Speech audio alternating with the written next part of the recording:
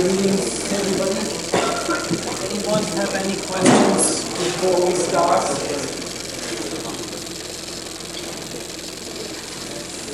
Everyone having fun with the coursework and the labs and so on?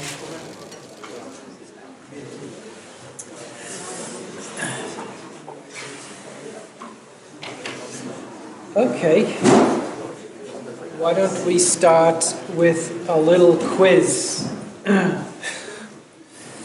Imagine you are starting a new job as a software developer, and your first task is to fix some bugs or some problems with some previous software, some software that's been written by other people. Right, and the software happens to be a web server, and you can choose between two. You have two options. You can choose to debug the Linux web server, or you can choose to debug the Windows web server. The question is, which one would you choose? Anybody want to take a guess? These are two collaboration graphs, right? So we have one that looks like this and one that looks like this. Why is this interesting? It's a so-called map of system calls that occur when a web server serves a single HTML page. Web servers are complicated. A hacker investigates each memory access to see if it is vulnerable to a buffer overflow attack. The more system calls, the greater the potential for a vulnerability and the more effort needed to create a secure application. So you can think of that as a collaboration graph. Like a system call is a client request to a server object. Name? Zach, wait, Zach. Which one's Linux and which one's Windows? That's the question. That's one of the questions. Which one do you think is Linux and which one do you think is Windows? I'm guessing Windows is the top one, but I might be wrong. Okay, why do you guess that Windows is the top one? Because Linux, they crash a lot. Okay, does anybody agree or disagree with that statement? Does anybody know which one's more popular? Which web server is more popular, Linux or Windows? Okay, I forgot to say something. I have some leftover Halloween candy. So anybody that makes a comment or a question gets a piece of candy. Anybody want to take a guess at what's going on here? Which one's Linux and which one's Windows? How about which one's open source and which one's closed source? Anybody know the answer to that one? That's an easy one. Linux is open source, Windows is closed source. Correct, yes. Okay, which one do you think is which one? So everybody knows this term, open source software. That means other people can read the software, the source code, and look at it. Which one is going to result in higher quality, closed source or open source? Besides Zach. Zach, right? Anyone besides Zach can answer that? Dave? Why is open source going to be higher quality? Yes, if people can see your work, if everybody can see your work, then you're more likely to do good work. Right? Isn't that true? So, Zach, did you want to say something? Yeah, I just want to say that Linux is the top one for that reason. Yes, so yeah, the top one is Linux, and the bottom one is Windows. Right? And Linux is the more popular one. It's open source. And it's also the more secure one. And it's the one that you would probably choose if you could choose to work on one and debug one of them. Probably you would choose the top one. Right? The bottom one is going to be fun to try and debug that, isn't it? It's going to be really fun. Next week we do have a lecture or a lab on debugging strategies, and they would apply very well to this Windows web server. There's a hint in the slide, by the way. The hint is why Windows is less secure than Linux. There's a hint there in the slide. Yeah. Okay, so today we're going to talk about protocols. So we've been talking about this software design phase. So now we know how to go from a requirement specification to a design, right? We know how to do that now. We identify the objects, we identify the responsibilities, we identify the collaborations, we start drawing collaboration graphs, and then we identify hierarchies, right? And then subsystems. And we have our design. Now we're going from the design, that transition from design to implementation. Right? So what I was saying at the beginning was most people skip those phases. They just skip those, and they go directly from requirement specification to implementation. Right? And if you skip those things, it's not good. It's not going to turn out good. So how do we get from the design now to the implementation? By the way, I took this class, when I was a student, or something similar to this class. And I remember this lecture specifically. And I remember sitting in the audience thinking, oh, that's never going to work. I don't believe it. And our coursework was to be done in teams of 3. And each team member was assigned a bunch of classes. So we did a complete design, right, of a piece of software.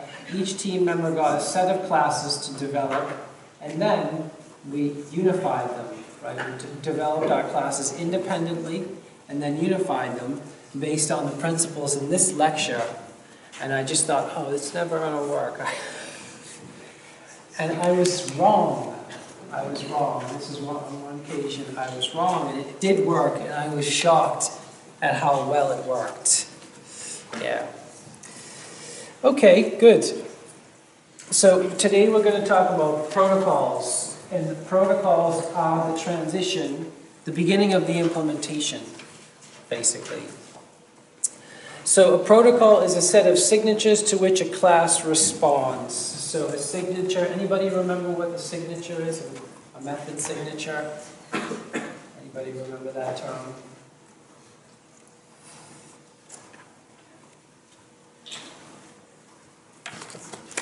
Name?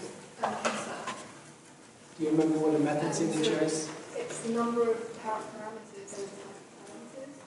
Almost. Very close. Very close.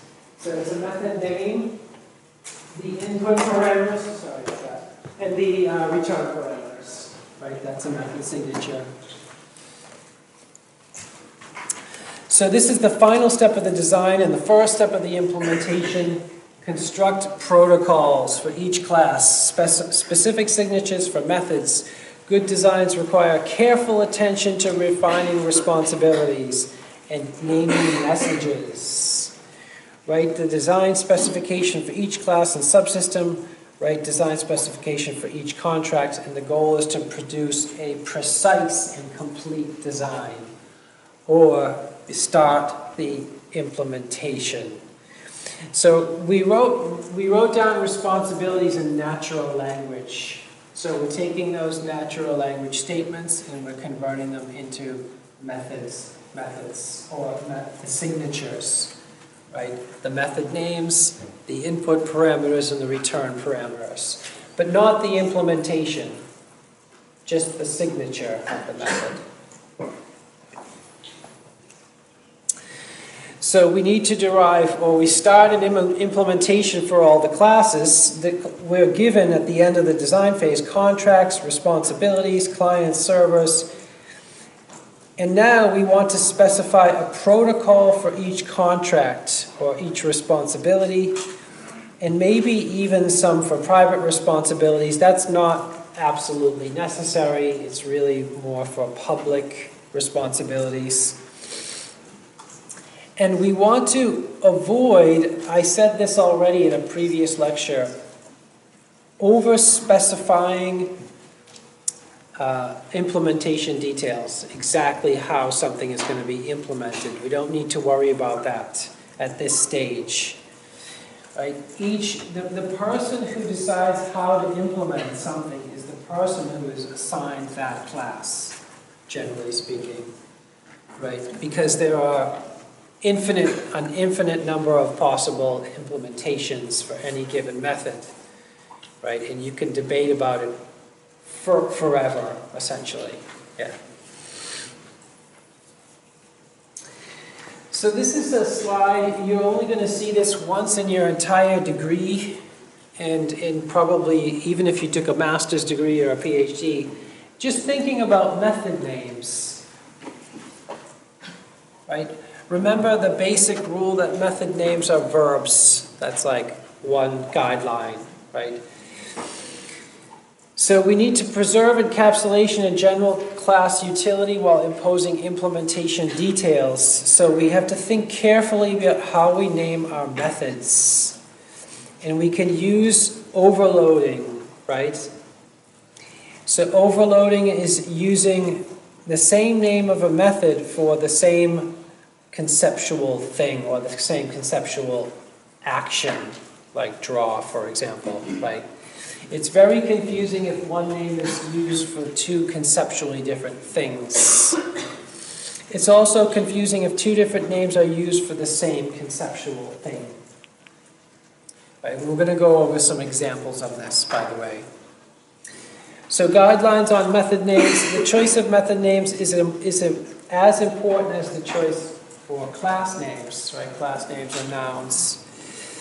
It's a very good sanity check, by the way, if you're looking at a piece of software to see if the person who wrote that software has some organizational principles in their head. Right? All their objects and classes are nouns, and all their methods are verbs. Each method name should imply a unique intent. Use the same name everywhere for each conceptual operation. Can anybody think of a good example of that, by the way, in Java? Using the same name everywhere for each conceptual operation. What's like the most common method in Java? Name? Sam. Getters and setters. Almost. Two-string, right? You print out the object name. You print out the object name, it's two-string, right? You can put it as two-string if you want, or print in a print statement, right? That's a very good example of the same name everywhere in every single object for the same conceptual operation, right? But a slightly different implementation for every object, right? Because every class has a different name. Does that make sense? So you see these principles being applied in Java over and over again. Associate a single conceptual operation with each method name, and classes that fulfill that same responsibility should inherit it. Right? So here's an example from the drawing editor that we keep referring back to. Maybe someday I'll have a slide that says like drawing editor requirement specification. But actually, I do plan to have an in-class exercise on the drawing editor, some in-class exercises on the drawing editor later on in the module. So we have a class called drawing and we have a class called drawing element. And both have a method or the responsibility to display themselves, right? Although some operations are very different, implementations, it's the same concept, right? If a triangle draws itself or displays itself, it's going to be different than a square that displays itself, right? But it's the same concept, different implementation.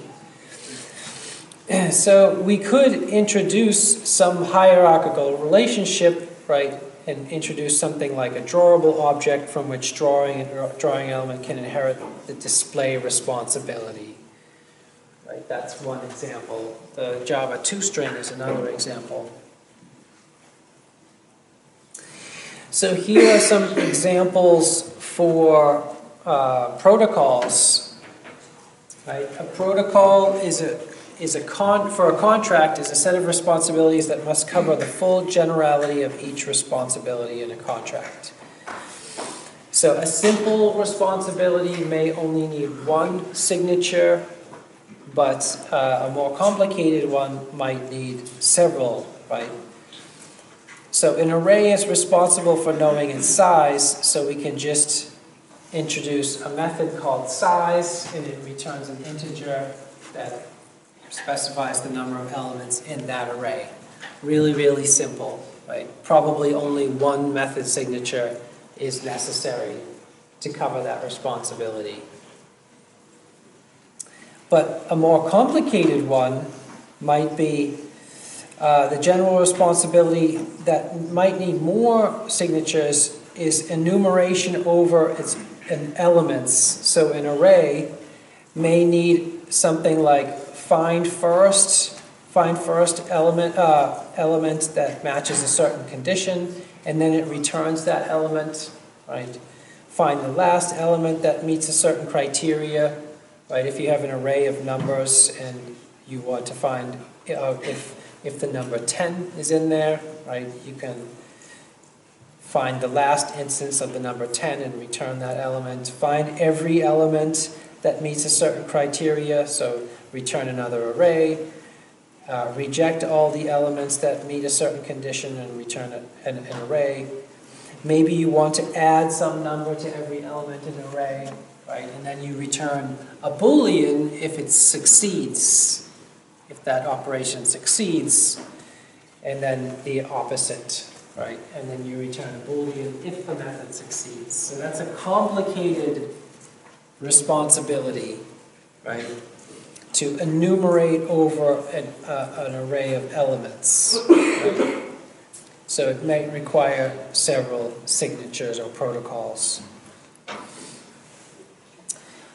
Okay, we need to think very carefully about default values. Very, very carefully about these. This is something that I think a lot of developers don't think carefully about. Can anybody say why default values are so important? Can anybody think of why default values are so important? Or guess or make a comment about default values, Dave? Rory. It gives like standard behaviors and methods.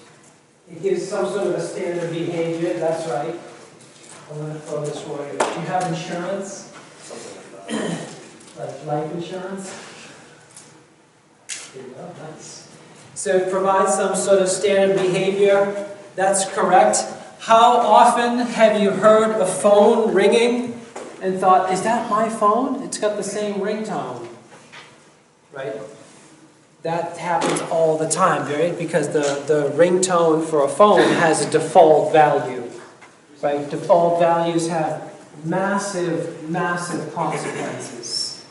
For example, when printing a file, do you choose single-sided or double-sided, right? Whoever chose single-sided as a default value wasted like 20 billion pages of paper, right? How often have you printed something and then didn't set the default value to two-sided printing and then wasted a bunch of paper, right? So default values have massive, massive consequences, and they're everywhere, right? And people generally don't change them, right? They're generally not changed because there are millions and millions of default values. You can't change them all. You'd be spending all day changing them all if you try to. So it's good to speculate on potential future uses as well as immediate uses for default values, right? Always start by defining the most general message and then allow clients to specify all the possible parameters. Provide default values for parameters as appropriate. By the way, are there any kind of guidelines for defining default values? If you were trying to figure out like what should be a good default value for the background of this display, background color, what could you do to figure out a good default value for a parameter? Is there something you could do besides just asking yourself and staring at the floor or the ceiling? Is there something you could do to figure out a good default value?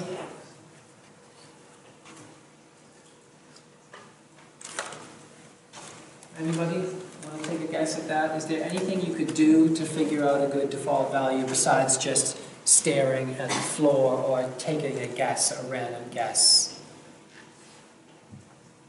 Nobody has any ideas? Zach's the only one? Zach, what do you think? Maybe you could do a lot of research about your target audience and what they like generically. Yes, that's not a bad answer. You just Google it. Like good default value for background color. Just Google it. And then you can do, like Zach said, a little bit of research. Right? What's a good default value for your maximum length of a name? Right? You have a login page and you need to check the length of a name to make sure it's valid. So you would Google like what's the maximum length of a surname or something. And then you get a reasonable default value, you set that in your class, and then you add a URL that says, I got this default value from this page as my recommendation, and I didn't just pull it out of a hat, right? So that's a good practice. Nobody follows that practice, but it's a good practice. So provide default values for our parameters as appropriate. Analyze likely uses. Determine the set of signatures that require only subsets of parameters in order to make the signature match most naturally to each likely use. And defaults are used for unspecified parameters. Let's look at an example of that, right? The display method again from the drawing editor. So if we want to have a general responsibility display, we might have several methods to cover that kind of responsibility. We might have a parameter that specifies which display. It could be like a phone, for example, or a CRT, or a screen, or a big screen, or an ATM screen. A transformation from mapping the object's coordinate system to the display coordinate system, right? An object has its own local coordinate system, like a triangle, and it might be displayed on a screen with a different coordinate system, right? So that's called a transformation. A clipping region in the display coordinate system, only elements inside this region are actually displayed. Right, so the coordinate system has some boundaries, and if you're outside the boundaries, you don't get displayed. And then a drawing rule. So if a triangle is drawn second, is it drawn on top of what was just drawn, or is it drawn underneath of what was just drawn? Right. The most general signature would need to include all of these parameters, but what should the order be? So that's something I bet you've never thought about in your life. The order of parameters in the method. So a good rule for the order of parameters is based on probability. In other words, the most likely or frequently used parameter comes first, and so on. The least likely to be used parameter or the least frequent parameter comes last. You might not know what the frequency of parameter use is, but you can speculate, right? on using walkthroughs and your experience. So a default value for the display is the current active window, right? A default background color could be white. A default clipping region is the entire display area, right? The boundaries of the display. The default drawing rule is over. In other words, if I draw a triangle, it is drawn on top of whatever is drawn previous to the triangle. You know what I mean? Like, because sometimes shapes overlap in space. We can speculate that display and region are the most likely to be specified, so we can put them first in the list of parameters, and that transformation is going to be very seldom used, right? So we can put that at the end, right?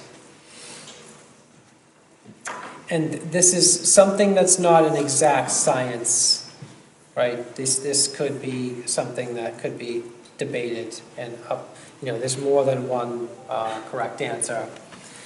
So given this discussion, these are the signatures. So this is going to be the most popular one, right? A method with no input parameters is definitely going to be the most popular choice for developers, right? It's a pain to use a method that requires lots of input parameters. Has anybody noticed that already? Right? If you have a method with 10 input parameters that are required, you're never going to use it. Just be like, I'm not using that. Has anybody noticed that? So the one that requires no input parameters is going to be the most common for sure. So that goes at the top. And then we have a version that specifies the device, the active device, for example. We have a version that specifies the clip region. We have a version that specifies both, and then we have one that specifies 3 input parameters and then all 4. And the more input parameters the method specifies, the less likely that method is going to be used, right? Because it requires more effort and more work to specify the input parameters. These are other possibilities, right? A version that only specifies the background color, or a version that displays the clip region and the background color. So these are all, this would be like the full protocol, list of protocols for the display method. Does that make sense? And there's one part I didn't comment. I didn't comment on one of those, that part of this slide. Is anybody paying close attention? There's a part I didn't talk about. Simple question. Anyone? Which part of this slide did I not comment on? It's Friday and everybody's like, I don't know, what is everybody thinking about? I guess they're thinking about, okay, what's going on tonight? Where's the party tonight? Anybody take a guess? What part did I not comment on the slide? Name? Trench. Trench? Trench. Trench. Yeah. Is it like all the exceptions? Like say you have like 4 parameters, you'd have to check for like each. Like say it's only the flag or nothing else, then you have to check for that as well. I think you're right. It's the return values, the booleans that I didn't comment. You ready? Yeah. So good. So I didn't say anything about the return parameters, the booleans. And what you were saying, Trench, is pretty close. It sounds like you were on the right track. Return values. Put this slide into your memory, burn it into your memory forever. If you want to change the world and make the world a better place. And I'm only half kidding. It sounds funny, and it is funny, but it's actually true. It's possible to say something that sounds funny, and it's true, right? Avoid returning void. So think about your return parameters.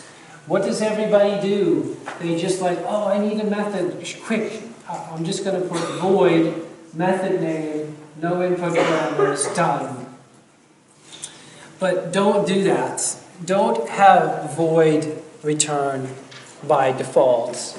It's just not very helpful, useful, and it's not very good design either, right? Don't just return void in all of your methods. Instead, specify Boolean by default. This is like default return value, right? Most people choose void as their default return value. That's a big waste. It's a waste and an error. So returning void does not provide any feedback to the client object, whichever object called that method.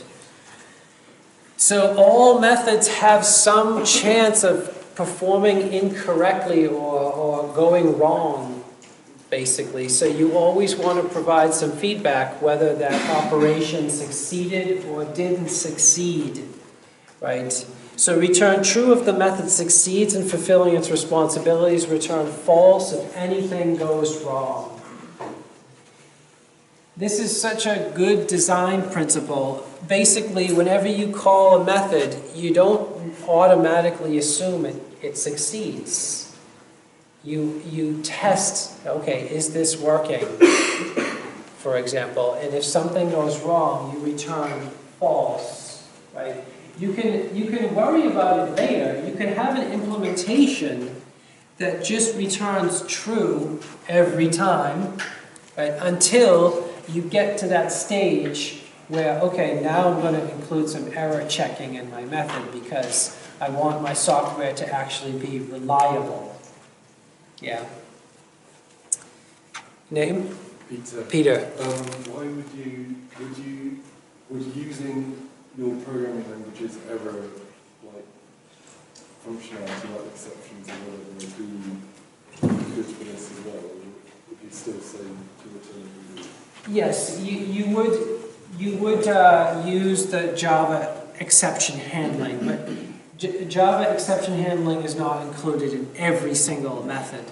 I'm suggesting for every single method you add the default return value, if you can't think of anything, is Boolean as opposed to void, which is what most people are using. So, yeah. So as an example, right, your methods are performing error checking. You don't just assume everything is correct and working, especially for accessor methods, right? For example, test for valid input parameters and return false if they are invalid or out of bounds. In that display example, let's say somebody specifies a background color of like checkerboard, and it's like pink and I don't know, purple and flashes. You would reject it. You know, you say invalid background color. Or maybe, okay, here's a more logical one. You would test for the font color and say, is the background color the same as the font color, the current font color?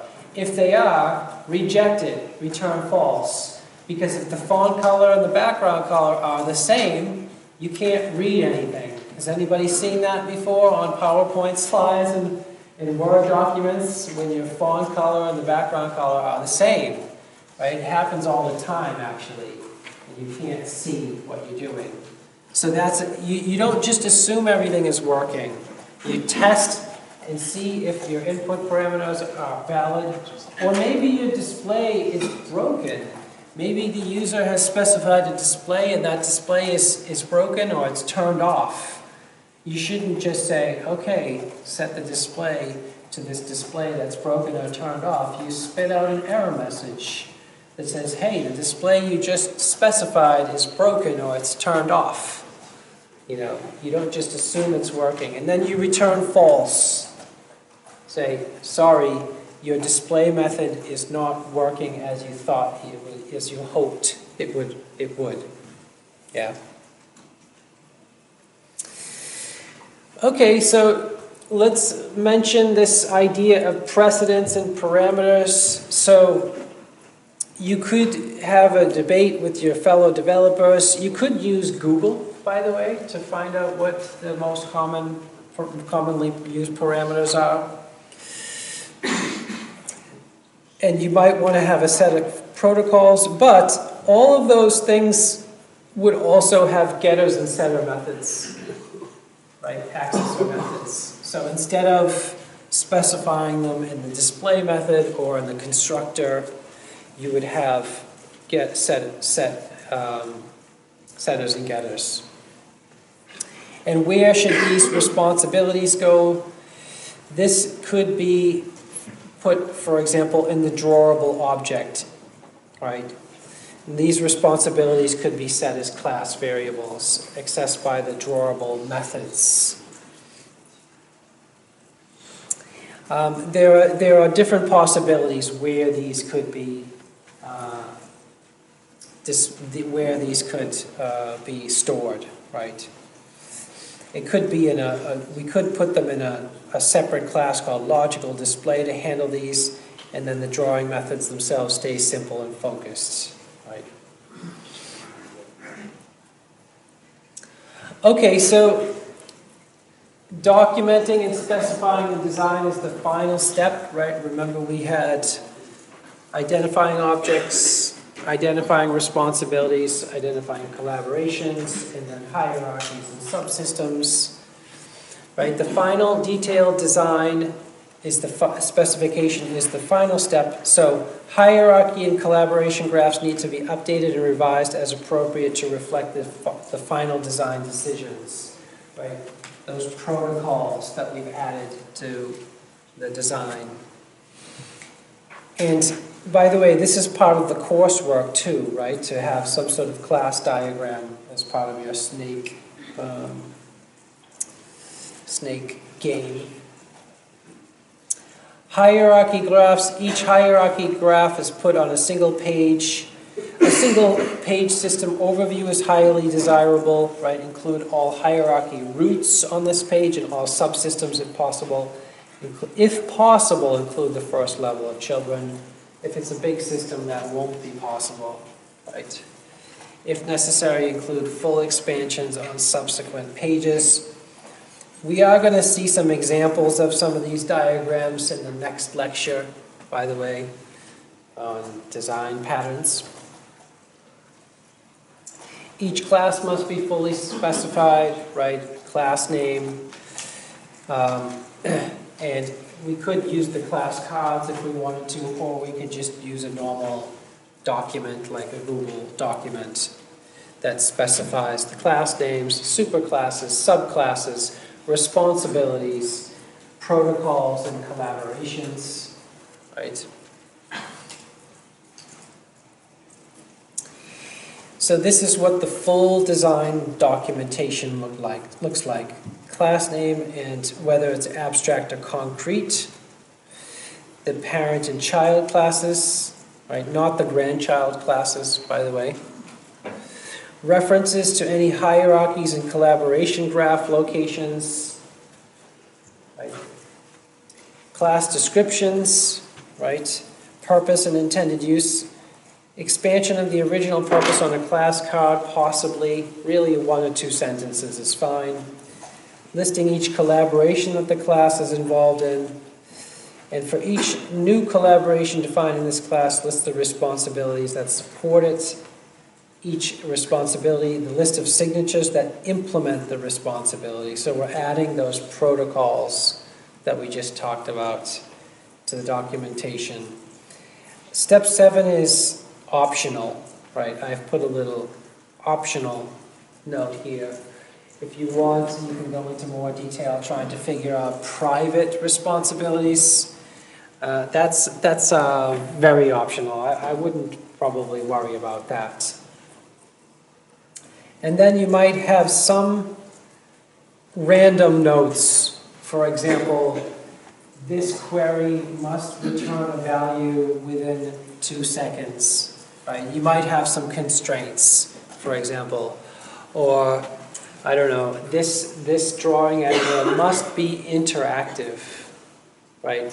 You don't want to specify a square and then wait 10 seconds for a square to appear. It has to be interactive.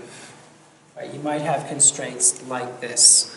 Or this data must be storable on a network like the cloud. Some notes like that. Performance requirements or some other requirements. Subsystems are basically the same as classes. Very, very similar. The subsystem name is at the top of the page. It includes all the subsystem classes. It includes references to hierarchy and collaboration graph locations.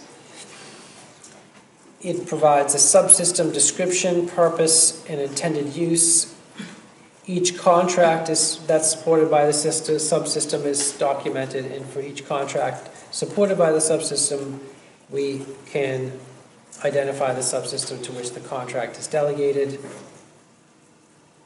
What I probably should do is put an example of one of these documents in the Moodle, but you can find an example. Anybody know where you can find an example of this documentation? Anyone? Name? Tony. Yeah, so in idea, if you click one class and you can see the example class right by the Java library, so you can see the documentation for each class. Yep, that's the Java documentation. Ready? A good place to look for an example is in the book. I put a copy of the book on Moodle so you can see some examples in there rather than me going through them in detail. Okay, so we have the entire design documentation, which has the graphs, right, the class structure, the collaboration graphs, the subsystem specifications, the relationship to other subsystems, collaborations and responsibility, and implementation notes. Any questions about protocols or any of the design space? It's a very fast, fast journey through the design process. You can take a module just on object-oriented design and that's it, right? And if this was a full module on object-oriented design, there would be a coursework where you would be given a specification and you would do every single phase and you would document every single phase as a team, right? Produce the full documentation up until the protocols, and then you would implement it and see what happens. That's the module that I took, right? We did all this process, did the documentation, and then we divided up the classes. Each class gets assigned to a person in the team. You implement your own classes, you write unit tests for your own classes, and then you merge. The final stage is merge, and then the integration testing. That would be really exciting, wouldn't it? That sounds like a really exciting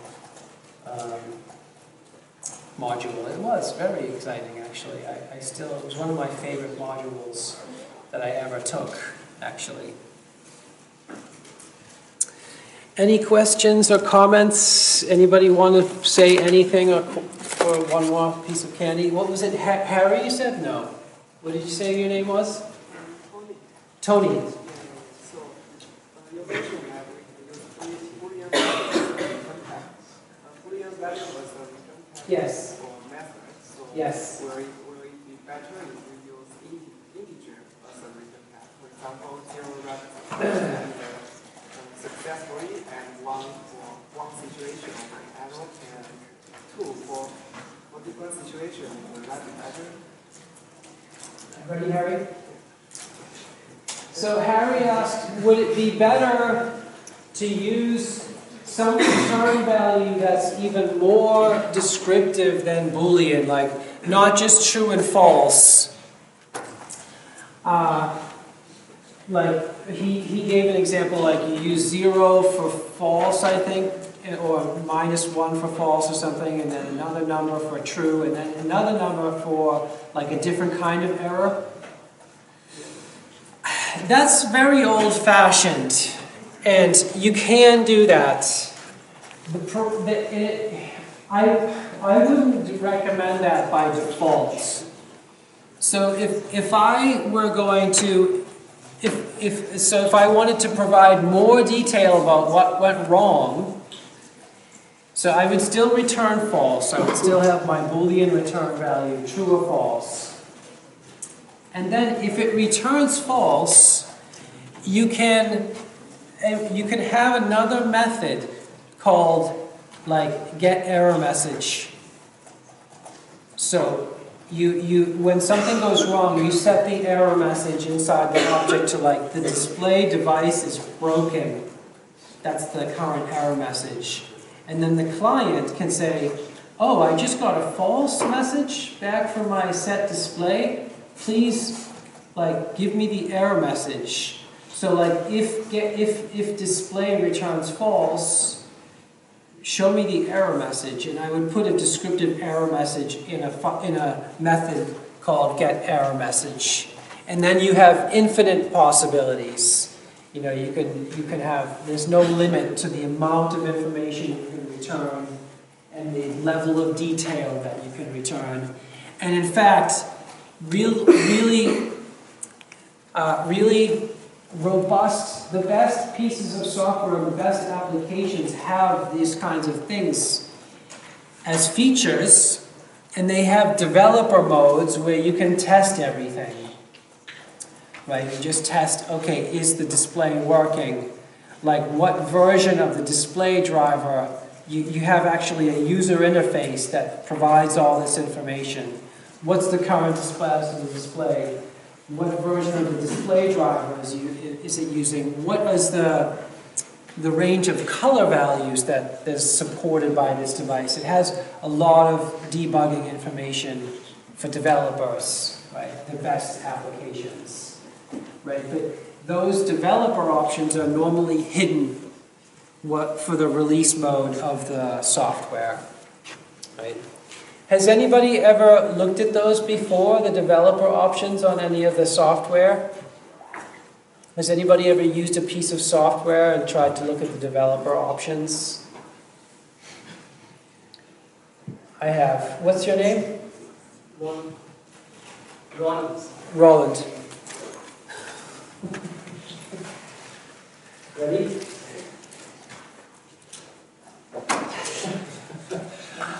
Anybody have this Samsung phone? I think it's S21 FE. This one? Anybody have this one? And it has a USB-C port instead of a headphone jack. Anybody have? Am I the only loser that knows? Anyways, I couldn't get. This is a Samsung phone. And it's an S21 FE. I think that's what it's called. And they don't have a headphone jack in there, which annoys me a lot. Anyways, and I have old headphones that use the headphone jack, so I was like, oh my gosh, what am I going to do? And then I had to buy an adapter, or I tried to buy an adapter, like this old-fashioned standard headphone jack to USB-C adapter. Does anybody else try to do this? Am I the only person that suffered through this? And it didn't work. It didn't work. I'm like, oh, I hate this. I just want to use my headphones.